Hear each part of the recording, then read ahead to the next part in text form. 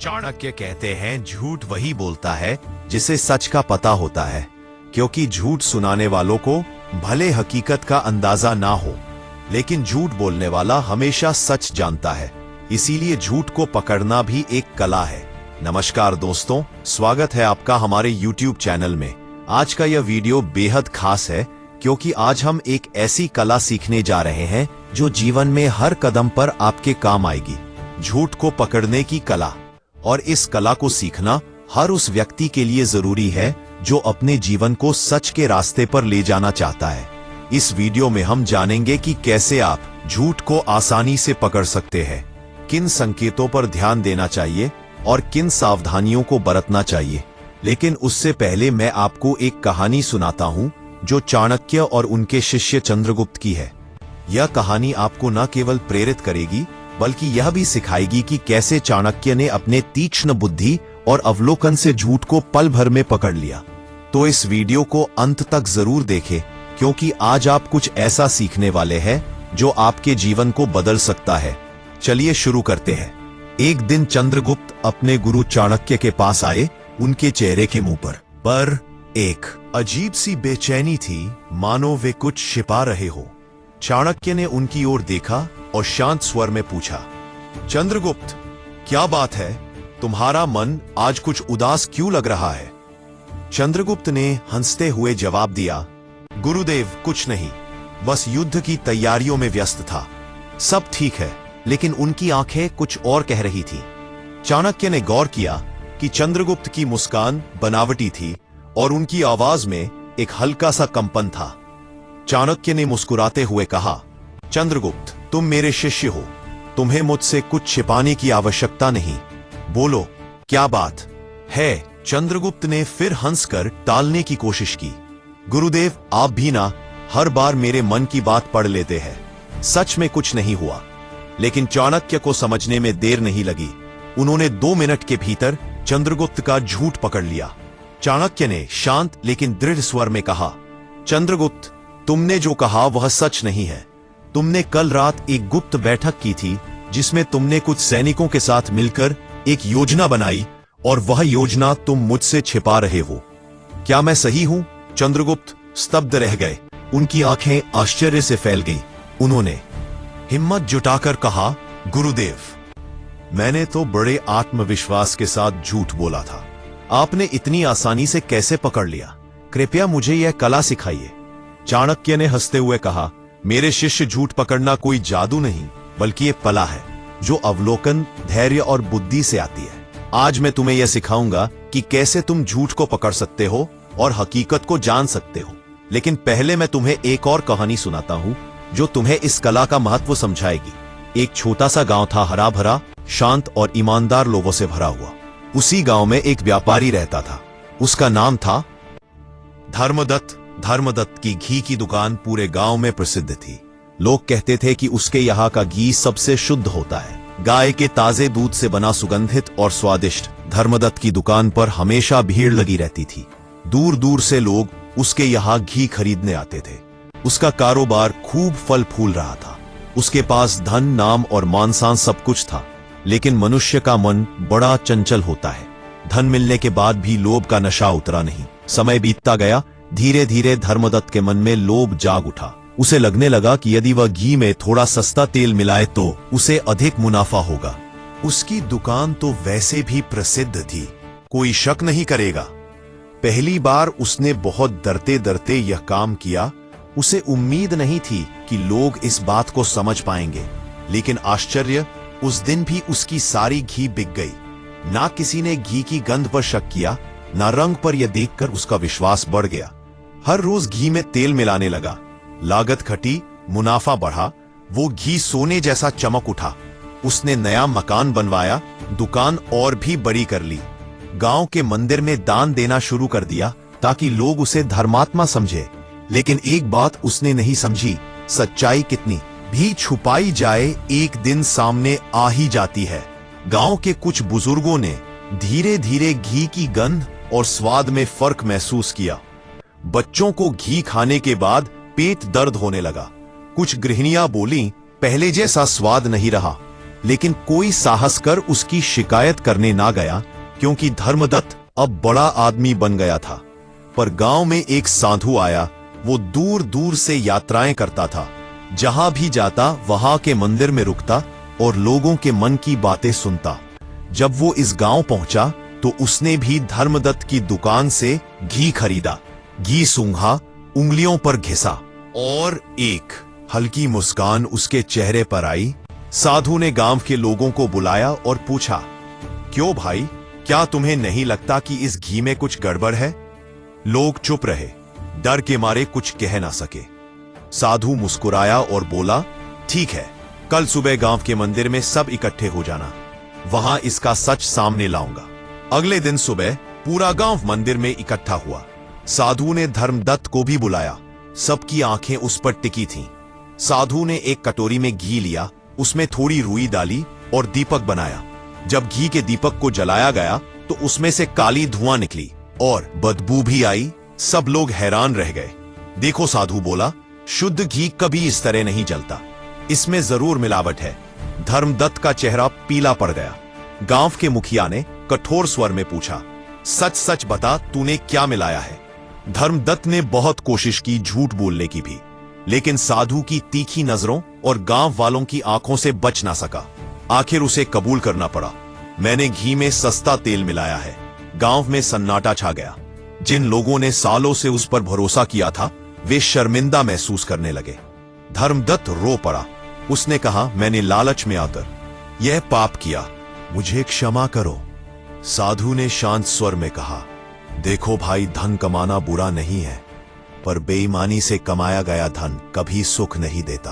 तूने जो भी दान मंदिर को दिया वह व्यर्थ गया, क्योंकि उसका मूल पाप से भरा था। धर्मदत्त ने सबके सामने वचन दिया, आज से मैं कभी मिलावट नहीं करूंगा।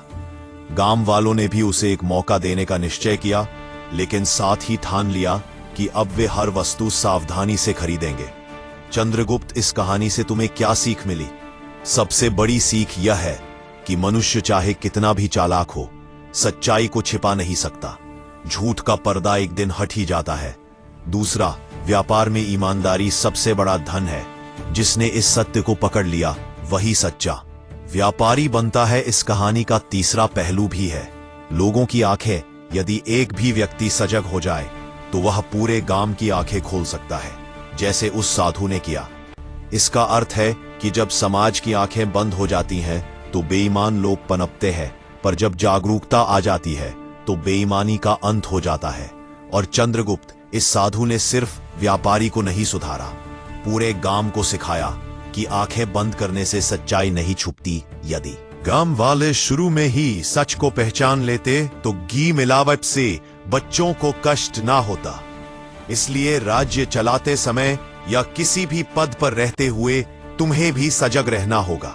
जब कोई दरबारी तुम्हें चापलूसी करे तो उसकी बातों के पीछे छुपे इरादों को देखना। जब कोई सलाह दे तो उसके मन की सच्चाई को पकड़ना। हर शब्द, हर व्यवहार, हर मुस्कान के पीछे का सच समझना। और याद रखना, जो व्यापारी लोभ में पड़ा वह अपनी प्रतिष्ठा खो बैठा। आज भी गांव वाले उसे शक की नजर से देखते हैं। मनुष्य के जीवन में एक बार भरोसा टूट जाए तो दोबारा वह पहले जैसा नहीं बनता। चंद्रगुप्त ने सिर झुकाकर कहा, आचार्य, मैं समझ गया। मैं राज्य में और जीवन में सच्चाई को ही सबसे बड़ा धर्म मानूंगा। चाहे कितना भी लालच सामने क्यों ना हो, मैं कभी अन्याय और धोखा नहीं करूंगा। तब चाणक्य ने कहा, चंद्रगुप्त, मैं अब कुछ ऐसे नियम बताने जा रहा हूं जिनकी मदद से किसी भी व्यक्ति के झूठ को बहुत आसानी से पहचान सकते हैं। लेकिन इस कला में धैर्य, सूझबूझ और निष्पक्षता जरूरी है। तो आइए एक एक नियम को ध्यानपूर्वक समझते हैं। नियम 1, शारीरिक हावभाव पर ध्यान दे। जब कोई व्यक्ति झूठ बोलता है तो सबसे पहले उसके शरीर की भाषा बदलती है। चाहे उसकी जुबान कुछ भी कह रही हो, लेकिन उसके हाव भाव सच्चाई को उजागर कर देते हैं। इस नियम को समझना बहुत आसान है। उदाहरण के लिए, अगर कोई आपसे बात कर रहा है और बार बार अपनी आंखें इधर उधर घुमा रहा है तो यह शक का संकेत हो सकता है। सामान्यतः जो व्यक्ति सच बोलता है वह सामने वाले की आंखों में निडरता से देखता है। लेकिन जो झूठ बोल रहा होता है वह सामने नजरें मिलाने से बचता है या बार बार नीचे देखता है। कई बार लोग अपने मुंह या नाक को बार बार छूते हैं। यह संकेत है कि वे तनाव में है। जब दिमाग झूठ करता है तो शरीर तनाव महसूस करता है और हाथ अनायास ही मुंह, नाक या गर्दन की ओर बढ़ते हैं। इसके अलावा पैरों की हरकत भी बहुत कुछ कहती है। झूठ बोलने वाला व्यक्ति बार बार पैर हिलाता है, कुर्सी पर असहज होकर बैठता है या बार बार पोजीशन बदलता है। यह सारी हरकतें उसके अंदर चल रही घबराहट का परिणाम होती है। नियम 2, आवाज के उतार चढ़ाव को समझे। दूसरा महत्वपूर्ण नियम है व्यक्ति की आवाज पर ध्यान देना। जब भी कोई इंसान झूठ बोलता है तो उसकी आवाज में हल्का सा फर्क आ जाता है, चाहे वह इस बात को खुद भी ना समझे। उदाहरण के लिए, अगर कोई व्यक्ति सामान्य बातचीत में धीमी आवाज में बात करता है, लेकिन किसी खास प्रश्न पर अचानक उसकी आवाज तेज या कर्कश हो जाए, तो यह संकेत हो सकता है कि वह उस सवाल से असहज है। इसी तरह यदि उसकी आवाज में अचानक रुकावट आने लगे, जैसे हूं मतलब, तो यह भी झूठ बोलने का लक्षण है। कभी कभी झूठ बोलने वाला अपनी बात को बार बार दोहराता है ताकि सामने वाले को विश्वास दिला सके। वह कह सकता है, नहीं नहीं, मैं तो वहां था ही नहीं, सच में नहीं था। इस दोहराव से पता चलता है कि वह अपने झूठ को खुद भी पक्का करने की कोशिश कर रहा है। एक और बात, आवाज का कंपन। घबराया हुआ झूठा व्यक्ति चाहकर भी अपनी आवाज को पूरी तरह स्थिर नहीं रख पाता। उसकी आवाज में नमी, हल्की कांप या तेजी आ जाती है। यह कंपन एक अनुभवी श्रोता तुरंत पकड़ सकता है, परंतु यहां भी सावधानी जरूरी है। कुछ लोग मंच पर बोलते समय या जब वे किसी अनजान व्यक्ति से बात कर रहे होते हैं, तब भी घबराहट के कारण ऐसे संकेत देते हैं। इसलिए केवल आवाज के आधार पर निष्कर्ष ना निकालें।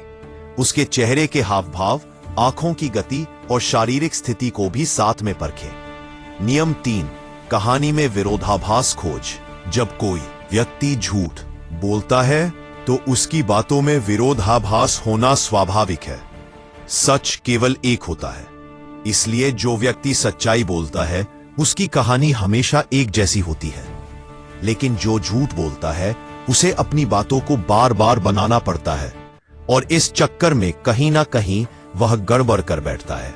उदाहरण के लिए, मान लीजिए कोई कहता है कि मैं कल पूरे दिन घर पर था, लेकिन थोड़ी देर बाद कहता है कि मैं दोस्त से मिलने बाजार गया था। यह विरोधाभास है। दोनों बातें एक साथ सच नहीं हो सकती। ऐसे ही लोग अपनी बातें बदलते रहते हैं और झूठ की परतें खुलती जाती हैं। यदि आप शांति से धैर्य के साथ उसके पहले और बाद के जवाबों को जोड़ेंगे तो आपको यह अंतर दिखने लगेंगे, खास तौर से तब जब आप उससे अलग अलग तरीके से एक ही बात पूछें। कई बार वही सवाल दोबारा पूछने पर उसका जवाब बदल जाता है। यह भी झूठ का संकेत है। सावधानी रखें, कभी कभी इंसान सच में भी भूल सकता है। इसलिए इस नियम के साथ साथ दूसरे नियमों का भी ध्यान रखें। नियम 4, भावनाओं की गहराई को परखें। जो व्यक्ति झूठ बोलता है उसकी भावनाएं भी अक्सर बनावटी होती हैं। उदाहरण के लिए, अगर कोई बहुत ज्यादा जोर जोर से दुख या खुशी जताने लगे, लेकिन उसकी आंखों में आंसू ना हो या चेहरे पर सच्चा भाव ना दिखे, तो यह शक का विषय हो सकता है। सच्ची भावनाएं भीतर से आती हैं, उनके लिए ज्यादा कोशिश करने की जरूरत नहीं होती। लेकिन झूठ बोलते समय व्यक्ति सोचकर भाव बनाता है, इसीलिए उसकी आवाज, चेहरे के हाव भाव और आंखों की चमक में फर्क नजर आता है। उदाहरण के तौर पर, अगर कोई दोस्त कहे कि वह आपकी मदद से बहुत खुश है, लेकिन उसके चेहरे पर खुशी नहीं दिखती या वह बार बार मुस्कुराने की कोशिश कर रहा है, तो समझिए कुछ गड़बड़ है। इसी तरह झूठा दुख दिखाने वाला व्यक्ति बार बार चेहरे को छू सकता है, नीचे देख सकता है या मुंह फेर सकता है। पर ध्यान रखें, हर बार ज्यादा भाव दिखाना झूठ का संकेत नहीं होता। कुछ लोग स्वभाव से भी नाटकीय होते हैं, इसलिए बातों, हाव भाव, आवाज सब कुछ मिलाकर सोए नियम 5 समय का दबाव बनाएं। झूठ बोलने वाला व्यक्ति अपने झूठ को तैयार करने के लिए समय चाहता है। अगर आप उस पर अचानक सवालों की बौछार कर दें या त्वरित उत्तर मांगे, तो वह घबरा सकता है या रुक रुक कर जवाब देगा। मान लीजिए आप किसी से पूछते हैं तुम कल रात कहाँ थे, और वह बिना तुरंत जवाब दिए सोचने लगता है या इधर उधर देखने लगता है, तो इसका मतलब है कि वह मन में जवाब गढ़ रहा है। जबकि जो सच बोलता है वह बिना रुके साफ जवाब देता है। इसलिए जब भी आपको किसी पर शक हो, अचानक सवाल करें और तुरंत जवाब मांगे। इससे झूठ बोलने वाले के मन में घबराहट बढ़ेगी और उसके चेहरे व शरीर के हाव भाव बदल जाएंगे। पर सावधानी रखें, कभी कभी इंसान सच बोलते हुए भी सोचने में समय लेता है, जैसे कि अगर सवाल पुराना हो या व्यक्ति थका हुआ हो। इसलिए केवल इस आधार पर निष्कर्ष ना निकालें, बाकी नियमों को भी साथ में देखें। नियम अतिरिक्त जानकारी पर गौर करें। झूठ बोलने वाला व्यक्ति अपनी बात को विश्वास दिलाने के लिए बहुत सारी अनावश्यक जानकारी भी देता है। वह छोटी छोटी बातें बताने लगता है जो असल सवाल से जुड़ी नहीं होती। उदाहरण के लिए, अगर आप किसी से पूछें तुम कल कहाँ थे, और वह बोले मैं मार्केट गया था, वहां एक लाल गाड़ी दिखी, फिर अचानक बारिश भी आ गई, तभी मुझे दोस्त मिला, तो यह जरूरत से ज्यादा विस्तार है। सच बोलने वाला सीधा जवाब देगा, मार्केट गया था। बस यह झूठा व्यक्ति अपनी बात में इतना लच्छेदार मसाला भर देता है कि सुनने वाला उलझ जाए और असली सवाल भूल जाए।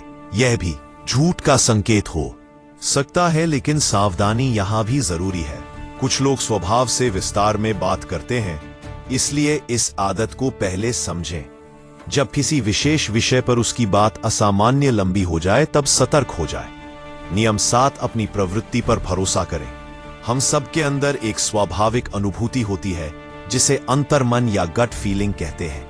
जब भी कोई झूठ बोलता है तो मन के अंदर से हल्की सी आवाज आती है कि यह बात कुछ ठीक नहीं लगती। इस प्रवृत्ति को नजरअंदाज ना करें। अगर कोई आपकी आंखों में देखकर भी बोले और कहे कि मैं सच बोल रहा हूं, लेकिन आपके मन में संदेह उठे, तो इस भावना पर ध्यान दें। आपका अवचेतन मन व्यक्ति के चेहरे, हाव भाव, शब्दों और परिस्थिति से मिले सभी संकेतों को एक साथ जोड़कर यह इशारा देता है।